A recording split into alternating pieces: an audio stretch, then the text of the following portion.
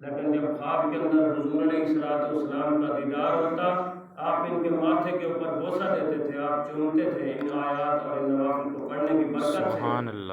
اور اتنے بڑے مرتبے مقام کے ایک مرتبہ امام صاحب وہ نماز پڑھا رہے تھے، انہوں نے کوئی خوف خدا کی ایسی آیت پڑھ دی، پیچھے آپ کے جسم پر کیفیت طاری ہوئی اور بے ہوش ہو گئے۔ جب ہوش آیا تو کسی شخص نے اعتراض کیا کہ حضرت آپ نماز کے اندر یہ کیا کر رہے تھے؟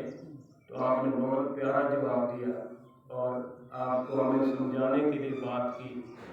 فرمایا جب اللہ کے ذکر کے اندر بندہ کیفیت میں ہوتا ہے، حضور علیہ السلام نے فرمایا جب بندہ خوف خدا کی وجہ سے ایک آنسو بھی گرتا ہے، اس میں بھی بخشش ہو جاتی ہے، اس کا بھی اس کو اجر ملتا ہے۔ فرمایا خزاں کے موسم میں جس طرح درختوں سے پتے جھڑتے ہیں، اس طرح اس بندے کے گناہ ختم ہوتے ہیں جب اللہ کا ذکر کرتا ہے، کیفیت کے اندر آتا ہے۔